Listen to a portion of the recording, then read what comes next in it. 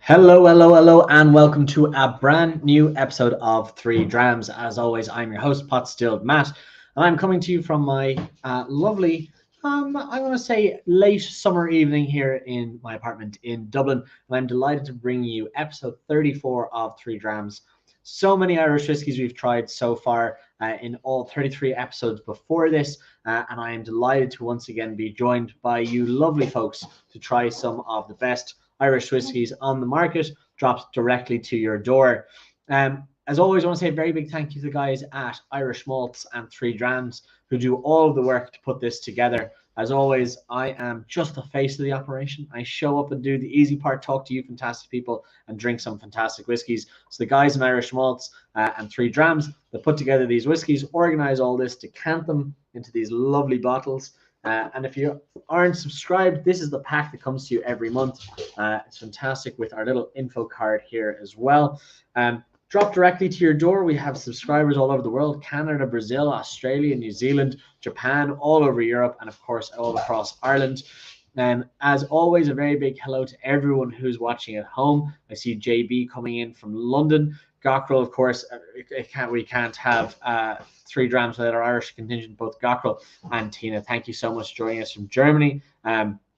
Gary coming in all the way from the lovely sunny California. And then, of course, we have Marissa coming in from Mill Street. Of course, we have loads of friends that watch all over the world after the fact and watch back, be it in different time zones like Brazil or Japan, where, you know, it's not the most conducive to listen to at this hour. So hello to all of you guys as well. As always, if you have any questions, feel free to ask them in the comments section. These are your opportunities to meet the flavor makers and creators of all of these fine whiskies. So do make sure to ask them in the comments section. We can see them pop up all here. One thing we have tonight, we have discounts on all the whiskies we're trying tonight, but also discounts for the subscribers, discounts for all the whiskies from all these producers. The third whiskey we're going to have this evening from West Cork Distillers is a global travel retail exclusive, so will not be available on the show, but there will be discounts across the rest of the West Cork range and, of course, the range of the whiskies from the other producers on the show as well. So keep an eye out for your email inbox. About 5 to 9, it'll go out automatically. As always, you can buy 1, 2, or all 3 whiskies shipped directly to your door. But as always, I am very aware that you're not here to listen to me ramble on, and we're here to drink some fine whiskey and talk to some people who are the makers and creators of these fine whiskies. So without me rambling on anymore, I'm on to our first whiskey of the evening. This is Dram Iver 1, number 1 from Skellig 618 Distillery. The small batch PX Sherry Cask finish, and I am delighted to be joined by the production manager, Sean Foran. How are you doing? Welcome to the show. Hi, Matt. How are you? Hi, everyone. Well, I am absolutely thrilled to have you on the show. Usually we're talking to brand owners or sales managers, but always we have such engaging conversations when we have distillers, blenders, and production managers on the show. So just before everyone gets kicked off, this is Dram Iver 1. I have already my sample in the glass sitting here. I'm going to have a little nose and a little sip just to get us kicked off this evening. But why don't you tell us a little bit about what you do with the company? I'm going to have a little nose sip, and then we'll formally kind of taste together after that fact, if that's all right. Of course. So as mentioned, my name is Sean Foran. I'm the production manager, blender, sourcer of the casks, finisher, cutter, bottler, down here in Skellig 618. We're a small crew down here in South Kerry on the Skellig coast. So we all work together. So they're my main jobs amongst others. So I know you said cask sorcerer, like sorcerer of the cask. It really sounded like sorcerer, and that's all I'm imagining right now. It's well, sometimes I call myself that, but normally when I'm at home with my little hat on. But yeah, so we're priding ourselves here on sourcing the best finishing casks that we can to finish our whiskies. We start off with an amazing product, and we feel like we're enhancing that product with both this one here and the SPS that you tasted a couple of episodes ago. So we're starting to see a lot of feedback. We're only new in the whiskey game, but we're starting to get a lot of good feedback from customers, from competitions that we've entered. So it's an exciting time. It's nice to see recognition for what we've been doing. Absolutely. And from a production point of view, you know, in the worlds of sales and marketing, the awards are great because, you know, helps you with that breaching the cold call or whatever it might be. But from a production point of view, that must feel very rewarding. Definitely, 100%. Like our SPS is our kind of flagship. That's where we want to go. Our blend is our, which we were tasting tonight, our small batch. I feel a great bit of pride when the reaction that we're getting with that. We had our first whiskey live there recently in May, and the feedback that we got when people were tasting the small batch was amazing. I kind of billed it to people at the stand as a very good entry level whiskey. It's a very easy drinking whiskey, and we got some fantastic feedback. I expected amazing feedback on the single pot still, but it was very encouraging on the feedback we got with the small batch. Fantastic. So one question I want to ask you, and it's burning, the name of the distillery. Yes. Because I would have said 618, but you said 618. So what's the correct way? 618. 618. Okay. Yeah. 618 steps. Yeah. So. Okay. Fantastic. So that's what I was going to say. I didn't know what was the correct adage to use in this scenario, because I see Tina's saying that they're going to be in Carsavine in a few days, and they already have tickets for the tour. So will they be able to see you and waving a magic wand over the casks while on the tour? Yeah, 100%. Tina, when you call in, ask, and I'll pop out from whatever little nook or cranny that I'm working in, and we'll see what we can do to give you a special experience down here.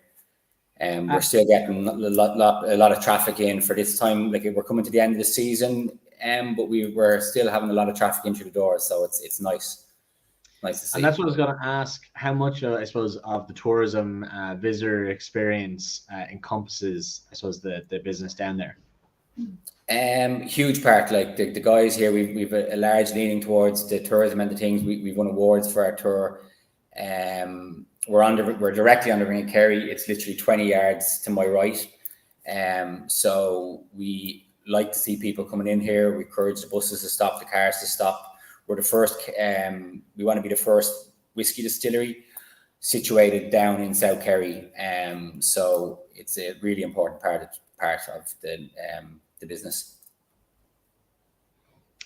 Sorry, my dog is doing weird things behind the camera here. My apologies. She's famous at this point for throwing balls at me while we're filming. So I'm delighted to hear that there's so much, because, you know, the tourism aspect and bringing people in is not only from a business point of view, not only great because you bring in people, there's obviously cash changing hands, but you build advocates, but also for the industry, you're going to bring in a lot of people, you know, especially where you're located. I'd say a lot more people go to the Ring of Kerry to see the Ring of Kerry or to cycle or to do bus tours than go for whiskey, but they're finding out about the category while they're there, and that only benefits everybody, you know. Yeah, exactly, 100%. And we get people from all around the world coming here. So we have every nationality coming through the door on a daily basis in the height of the summer. Not so much in the winter, but it's brilliant because it opens us up to new markets, and people go home. If we give them a good experience, they go home with that good experience and talk about it. So that's priceless for us. Exactly. And what's the furthest away that you've heard of someone visiting the distillery from? Oh God. See, I wouldn't be front of house for the tourism end of things, so I know we definitely this summer we've definitely seen a huge German contingent, lots of Americans, but you never know where anyone's going to pop in from, and that's the truth. So that's fair. I'm seeing JB's wondering if your team will be at Whiskey Live London at the end of September. I know not every whiskey distillery in Ireland makes it to London Whiskey Live, but no, as far as I know, we won't be. No, not in any great numbers anyway. We had our first whiskey live in Dublin this year, and we had a large team up on that. And as I said, we had a massive reception there. So, but as far as I know, we won't be at London this year. That's fair enough. So, down in the distillery right now, you're obviously distilling gin, but we were talking before you jumped on camera, Yeah. that you have the whiskey end of the business en route. Can you tell us a little bit about that? Yeah, so we've been maturing our whiskey down here for the last couple of years, and finishing it, cutting it, bottling it, all sorts of stuff like that. But we recently started receiving our first deliveries of our whiskey plant in the last couple of weeks. So that's been very exciting, to see stills rolling in on the back of low loaders into the car park and getting lifted off. It's starting to get very real down here, so it's a very exciting time down here. So delighted to see. Very good. And are you doing 2-pot stills, 3-pot stills? Yeah, 3-pot stills. It'll be Perfect. 3-pot stills, yeah. And do you have the equipment on site to be lifting them off low loaders, or is it fairly okay affair? It was a community effort, to say the least. We have very good friends here in South Kerry that gave us a dig out with the equipment. Some very talented forklift drivers. Let's put it that way. I was going to say somebody knew what they're doing. Yeah, definitely. Yeah. Oh, well, perfect. Well, listen, I've already had a little sip in the glass, but why don't you tell us about the whiskey that we're here to talk about? Yeah. This is the small batch PX Sherry Cask Finish. Yeah, so our small batch whiskey, this is a 80-20 ratio of SPS to grain whiskey that we finished exclusively in Pedro Jimenez sherry casks. We finished it for 3 months. We found it gave it a great depth of flavor and color. So yeah, that's, as mentioned, our single pot still is where we're going to be going forward with the distillery, but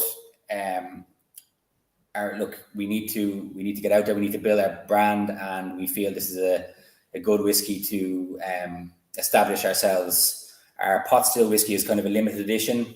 The small batch is more numerous, so that's what we kind of feel like. It's good to get out here and get it into export markets, and it's about sales and getting the name out there as well at the end of the day. Of course, yeah. And when about was this launched? These two whiskies. We launched just before Christmas. Perfect. Yeah. And I suppose when you're talking about you're the sorcerer of the casks, how do you find working with PX? Because anyone who puts PX in front of me, they're my favorite cask to work with. They're my favorite cask whiskey finish. So you automatically get 10 extra points from me at the beginning of tasting for being in PX. How did you find them? It was brilliant. I needed a big stick to protect the sherry casks from our staff members when they first arrived, because we got such good quality casks. There was a couple of drops of sherry left, and people were fighting over them. So, no, they're a dream to work with. So delighted, and we just received our next batch of finishing casks from our supplier. So looking forward to getting stuck into them for next year's release of the small batch. So they're brilliant. It's just such a easy, like, it's, as you say, you're excited when you see it, and it's a great product to work with. Absolutely. Well, I'm going to do a little nose here, official nose on it, and then a little sláinte and say cheers. Sláinte, guys.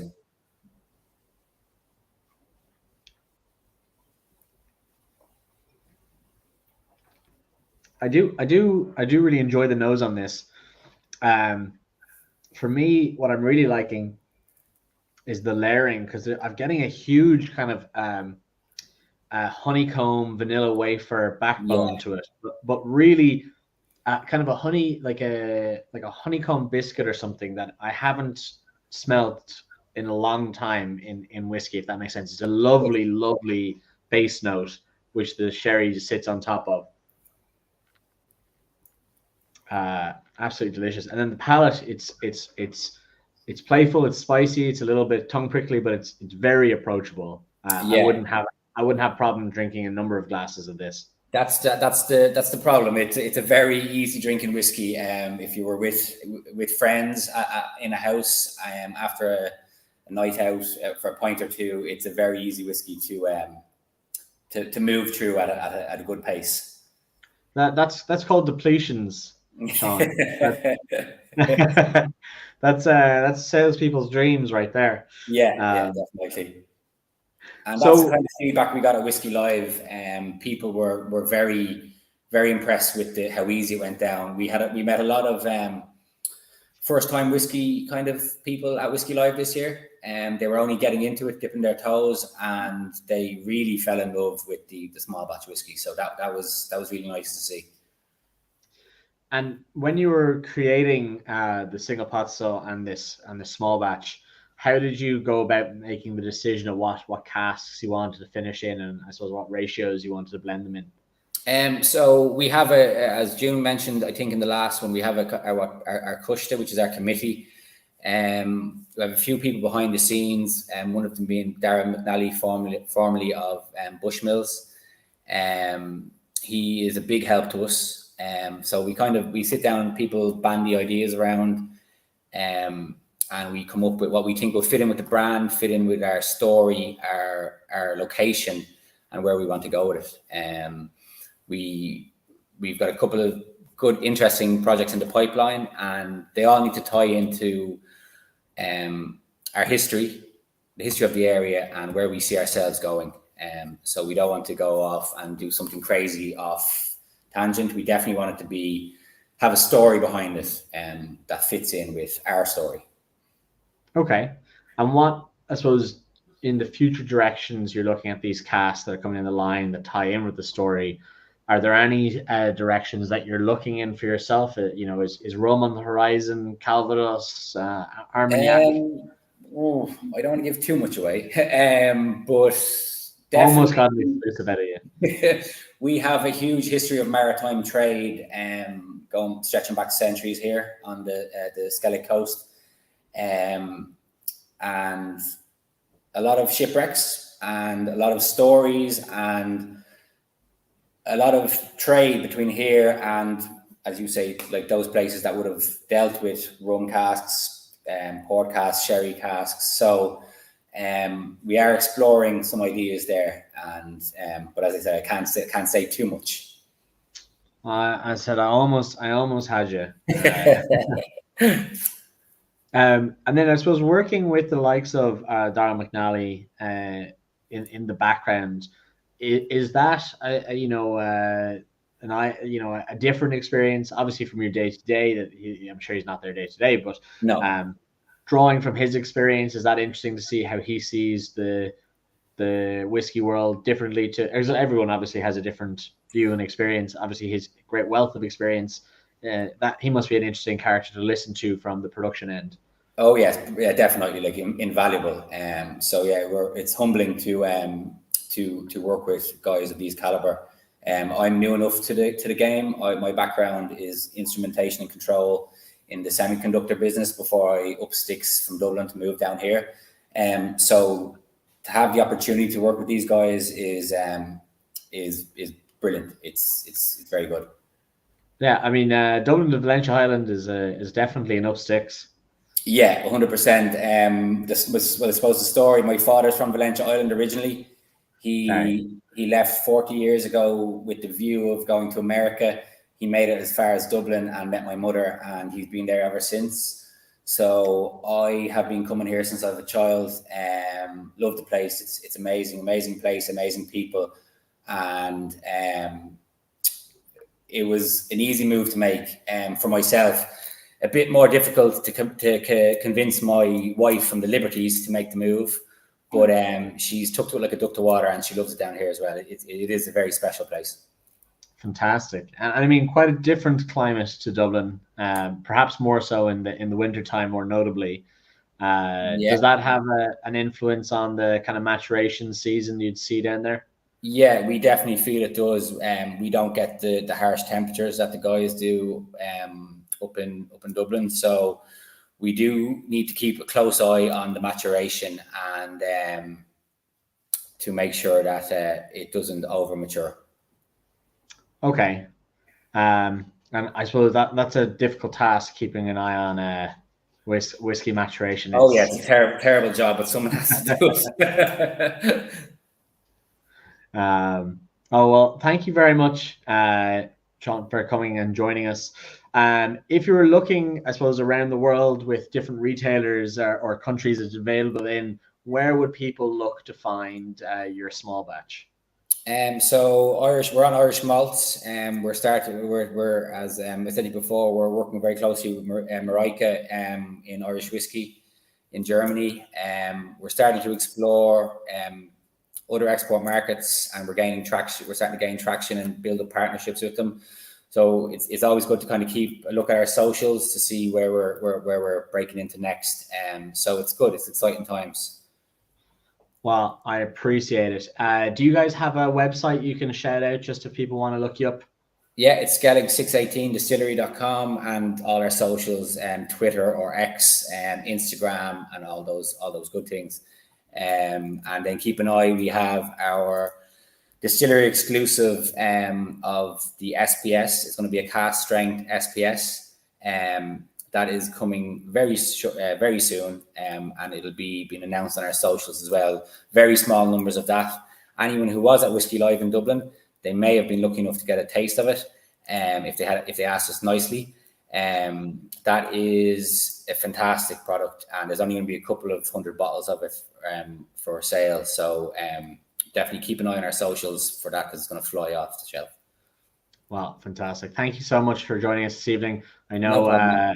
I know it's always busy down distilleries. I know everyone has things to be doing on Thursday night, so I appreciate you giving us your time and tasting of fantastic whiskey. Perfect. Thank you very much, Matt. Thanks, guys. Have a good night. Cheers. Okay, so we're on to our second whiskey of this evening. So this is Kinnitty Castle 10-year-old whiskey, coming in at 43%. A nice, hefty ABV for blended whiskey. Now, I'm going to be bringing in our next guest, which is me. And for the first time, we have unfortunately had a guest unable to join us.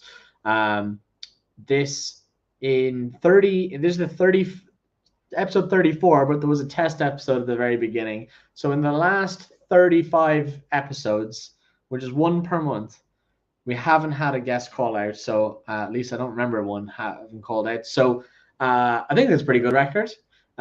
So you guys at home and myself are going to try the Kinnitty Castle 10-year-old.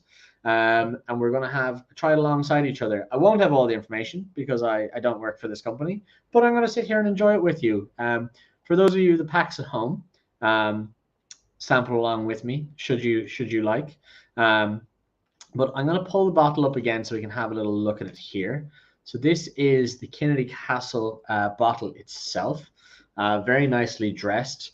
Kinnitty Castle is a hotel in Birr in County Offaly, coldest town in Ireland. Terrible joke. Don't worry about it. So they've launched their own range of whiskies that include a number of different cask finishes, single malt, and then of course this 10-year-old that we're going to be trying here right now. It is 43% ABV. It is matured in American in ex-bourbon.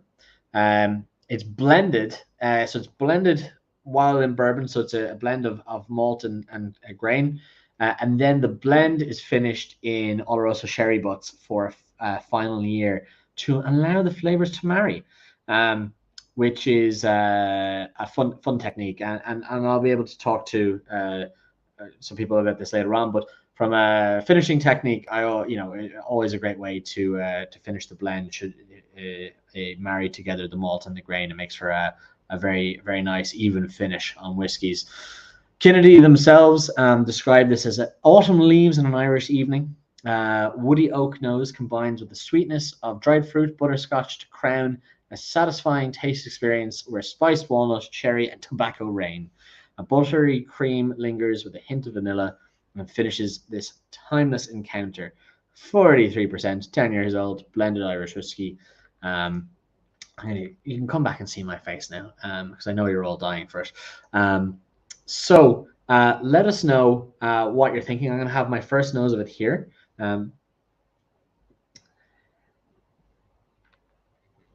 It's very, very spice forward nose. I'm quite enjoying the nose on this, with a nice little malt backbone.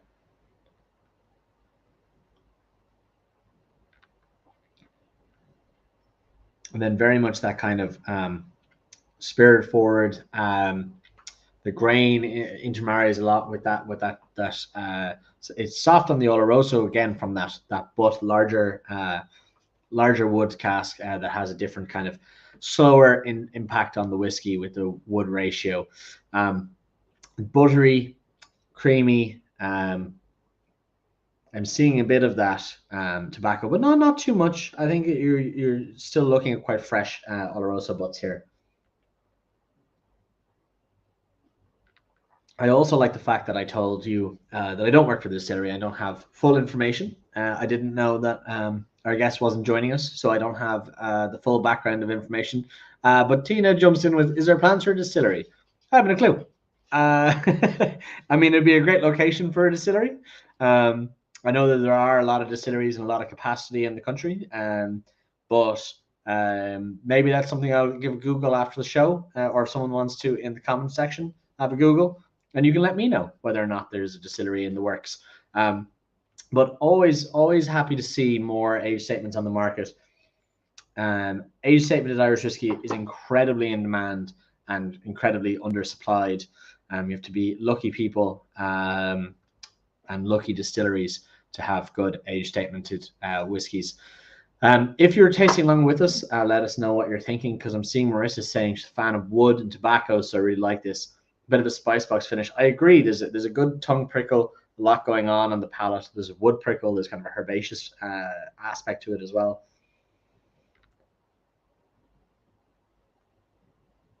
For me, I'm getting a lot of that bourbon backbone. I'm getting a good amount of the kind of a leather note to it, but not so much the tobacco. But let us know in the comment section what you're thinking, and give me 1 second. Hey, can you answer that? Apologies. The joys of live streaming while people start trying to call you. So this whiskey comes in at a lovely 56 €95, which is a fantastic price for a 10-year-old whiskey. I also like the 5 cents you save off 57. But of course you can get this on Irish Malts. If you are a subscriber, you will get the email into your inbox in about 25 minutes, and you'll be able to pick this up. I agree, Mike. It does feel a bit more than 43. Again, I think it's that the tongue prickle from the wood spice coming through as well. I think it's giving that illusion of higher percentage alcohol. Not unpleasant higher percentage, just maybe tastes like you're drinking maybe a 46, 47% ABV whiskey. Excuse me. And Gary saying, picking up a hint of smoke on the finish. Tasty dram. I agree. I'm enjoying sipping on this.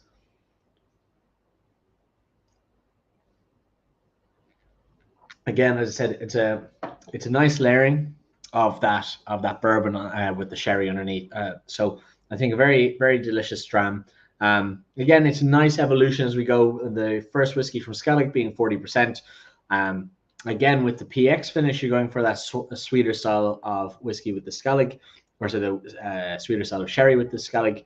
Now we're into Oloroso, and again, but you're using larger casks, slower interaction between the whiskey and the wood, and it's giving you kind of a drier style of sherry. So very different and very nice to see kind of an evolution between the two whiskeys.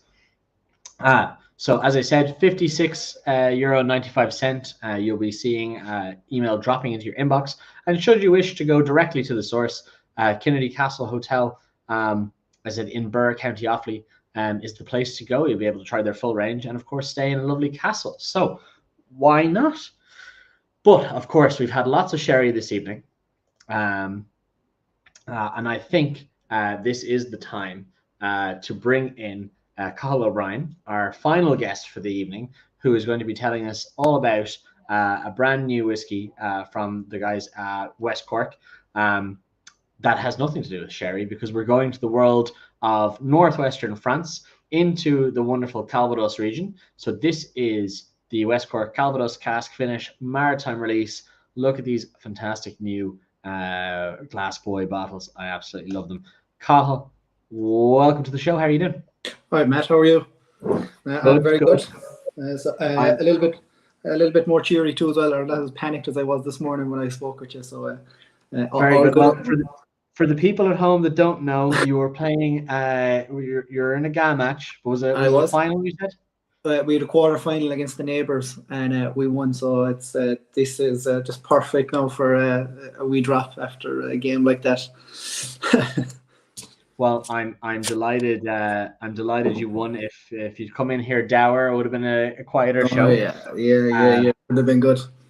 Exactly. So we are now into our final whiskey of the evening. This is Dram River Retreat in number 3 right here. There you go. I'm going to pour it into my lovely glass. If anyone doesn't know, these are called Tua glasses, designed specifically for Irish whiskey by the lovely Rosie. If anyone's in the Netherlands, she designed them in The Hague and now lives in North Dublin and has a fantastic opportunity to showcase the wonders of Irish whiskey with these glasses. And actually, one of the Skelligs on the bottom of the glass. So we're talking about the new Maritime releases. I'm going to pull up the bottles here, just have a little bit of a look. Obviously, very distinctive looking whiskies. Yes. The bottles. How did these come about?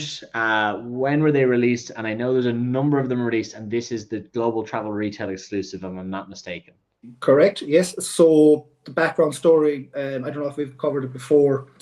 West Cork Distillers is founded by 3 men, and 2 of them were fishermen, and they used to fish out of Union Hall, Glandore.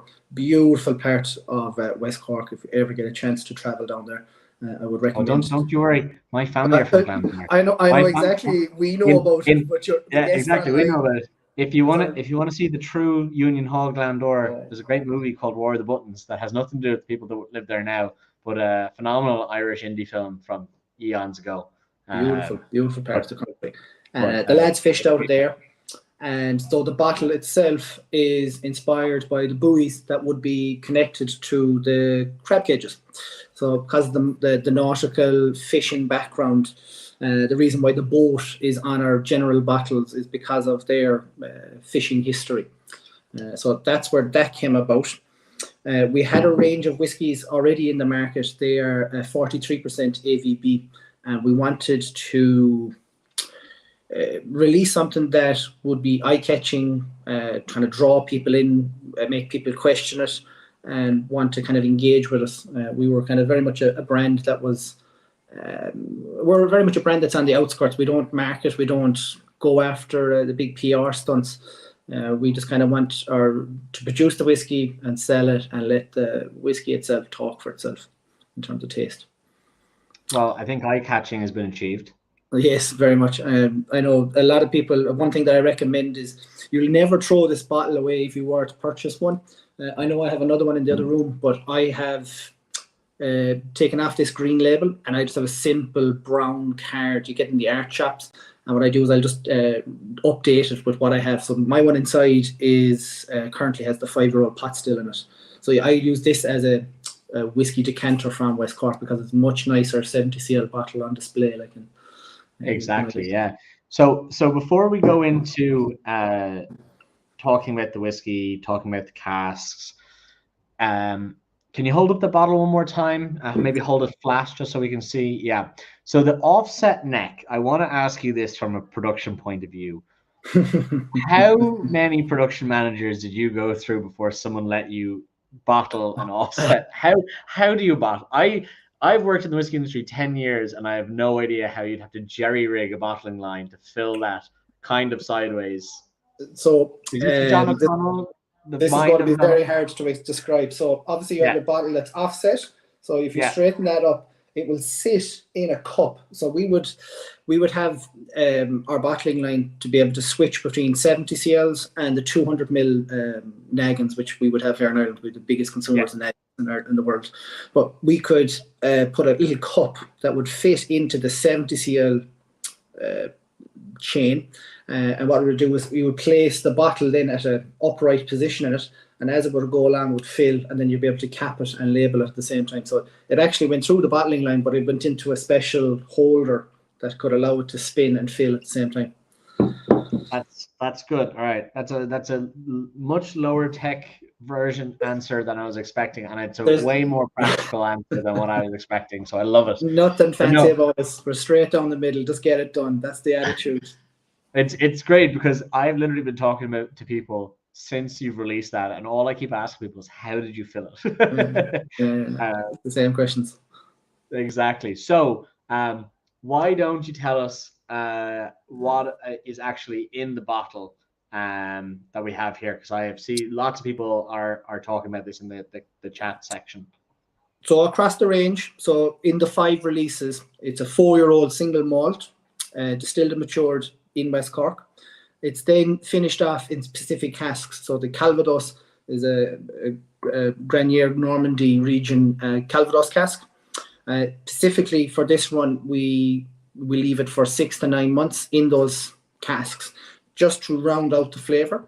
Now, my own personal feeling is our distilled single malt, can be quite light in flavour, and when you then age it in those finishing casks, whether it be the Calvados or the port cask, those finishing casks take over the whiskey. So when you taste this, I get very much a dry white wine, crisp green apple at a 46% proof. You shouldn't be drinking wine at 46%.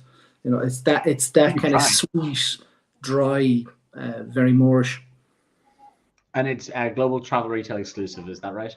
Yes. So we have obviously 5 in the range, and we chose that. We felt that it was appropriate to keep one back for the airports. We'd like to do more business with them, so we approached them and said, would they be interested? And they were one of the first people. They were one of the first to come back and say, yeah, absolutely. So wonderful.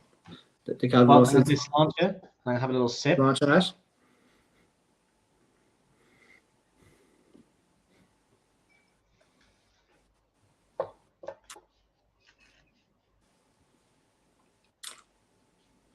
It's very juicy on the palate.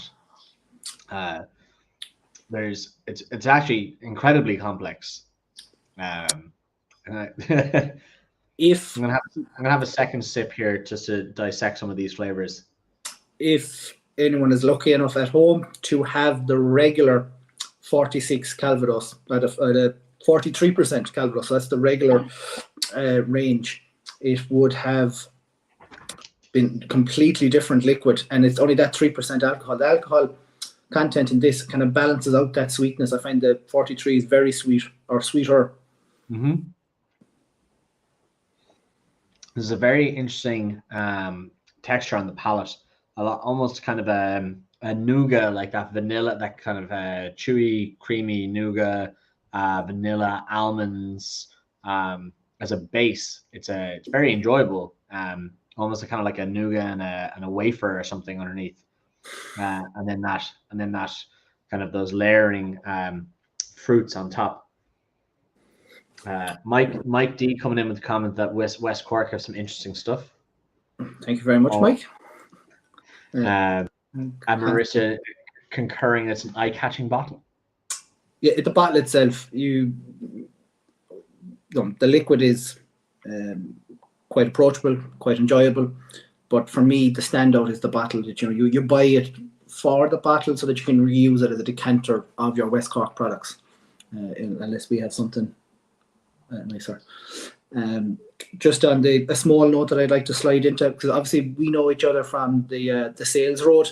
My job has changed in West Cork, so I'm 7 years indirectly, or 2 years indirectly, 5 years directly with West Cork, and I was up until recently doing sales, door-to-door events and whatnot. So we've kind of changed it up that I'm going to be on site 3 days a week doing tours, and I just wanted to make sure that everyone in the call or anything like that is more than welcome to call away down on a Monday, Wednesday, or Friday, and get a tour of what's happening and a few samples and a few tastes and the stills. Just ask for a call. Fantastic. And I mean, it's a big site. People who I may be mistaken, but I'm pretty sure you have the most stills in the country as well. In operation, yeah, I would say. There's 16 in operation A bad day's production is 18,000 litres. A good day's production is 21,500 litres, which, doing the math by 350 or odd days, 360 odd days, is near 7 million litres of new make spirit. There's That's an incredible amount. 130 employees, both on site and off site. It's something that started off. Again, I don't know if you've gone over the backstory, but these were three lads that sat down for a pint in 2002 and thought they were going to be seaweed farmers. They thought they were going to dry out seaweed and sell it for food purposes, medical purposes, and went for grants, got denied. And then from that, John's history, or his great-grandfather having a history of making poachine in West Cork, just an idea of getting a small, simple schnapps still, putting it into Dennis's family shed. Just the fact that there was a bomb, at 20 yards from the home house where his kids were growing up to what they are now is just, it's mind-blowing to kind of compute where they've gone in 20 years. Yeah, absolutely. Marissa wants to know where the distillery is located. So we have two sites in Skibbereen. Some people get confused with the old site. The main site is on the bypass of Skibbereen. It's the last roundabout. You go out by the fire station.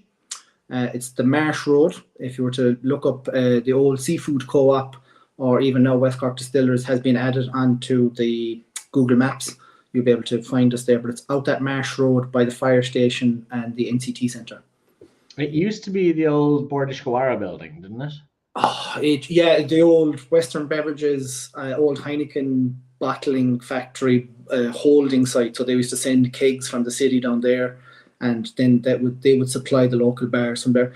But they finished up, and then it was up for rent 2012, and that's when the lads moved in there. They had outgrown Dennis's shed. They moved to this site, and then they were renting that. So obviously, you need to get away from that. So 2017, they bought the 11-acre site, and John Harrington will tell you that we're at production capacity there. We are rammed in there. We've the 11 acres completely taken up. Phenomenal. Marissa's saying that she appreciates the directions. She's close in Mill Street, so she'll be down to you. Yeah. Marissa, just ask for a call at reception. I'll sort you out. Don't worry. Tina also say, is the new version more spicy than the normal 43 version? I missed that. You froze on me. Sorry. That's all right. She's asking, is the version we're trying here, the Maritime release, more spicy than the 43 version? Absolutely. For me, absolutely. The higher alcohol content comes through. It balances out that sweetness. I think the single malt is quite light. I think the Calvados sweetness comes through at the lower alcohol. This is just kind of the perfect marriage in terms of that kind of spicy alcohol and the sweetness coming through from the Calvados.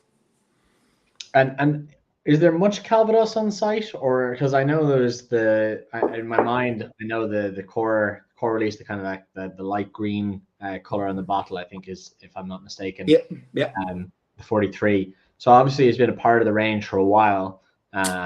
Is it a happy coincidence we ended up in Calvados, the lovely apple spirit of Normandy, or does John or somebody in the distillery have a penchant for apple spirits? I wouldn't say there's a penchant for it now. There's nothing posh. There's no airs or graces about these lads. They're Jesus. They couldn't be any more down the middle with you. They're very straight. They're very honest. No, nothing posh.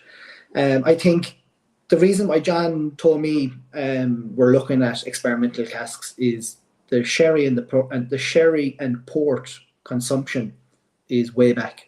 In terms of those casks aren't being freed up for traditional Irish whiskey finishing style. You're getting a lot more experimental casks from other brands where they're moving into rum and tequila. You're looking at Shiraz, Muscat finishing casks, just so that you can have a different nuance within the Irish market. It's great for us, the consumer, because you're getting all these experiments and you're getting to try all these different experiments.